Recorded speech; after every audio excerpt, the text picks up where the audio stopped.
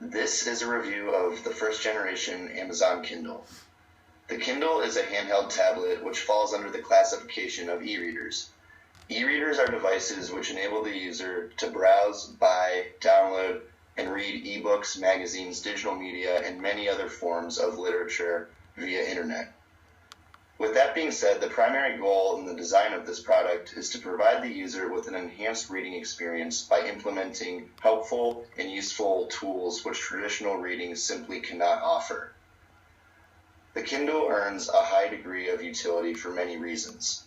Firstly, the glare-free screen is an excellent characteristic because it permits the user to read in both indoor and outdoor environments.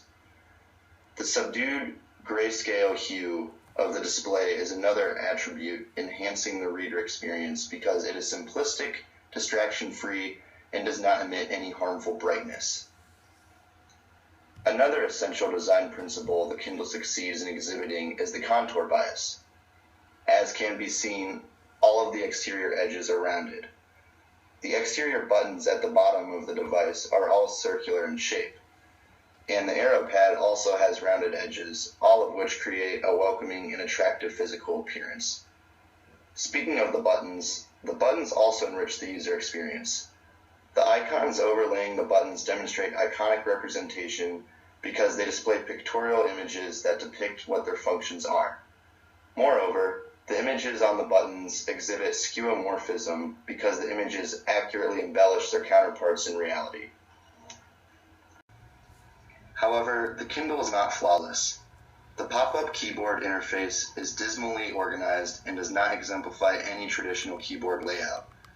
Efficiency significantly suffers from interacting with this keyboard because the user is only able to move up, down, left, or right one key at a time via the arrow pad. This results in it taking an extended amount of time to type even short phrases.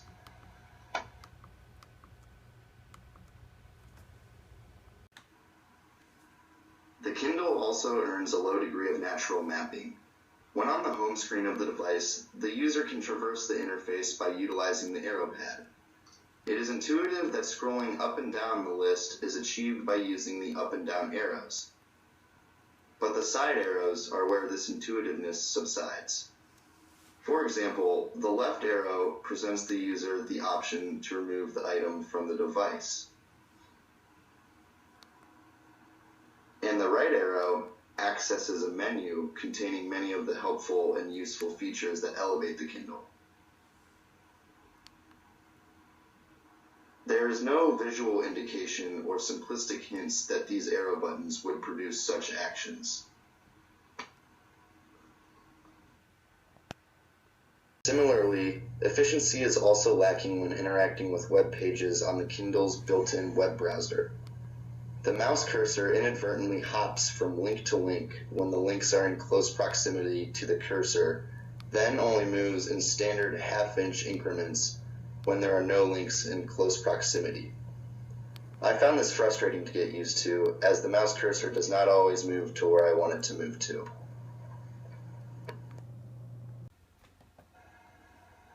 A suggestion I would pose in trying to remedy the design shortcomings would be to implement a touchscreen interface.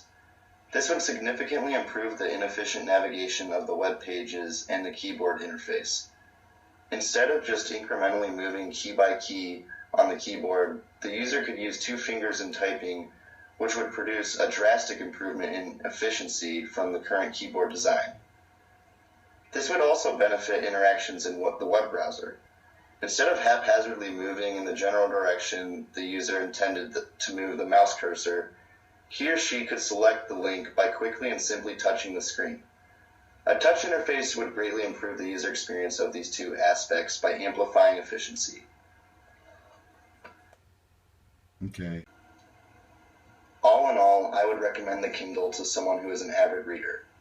The accessibility to various contents of literature and media through the Amazon shop offer an endless amount of choices to the user.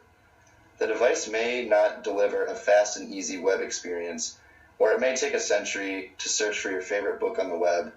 But then again, this is a reader's device designed for creating a superior reading experience, and the Kindle excels at doing just that.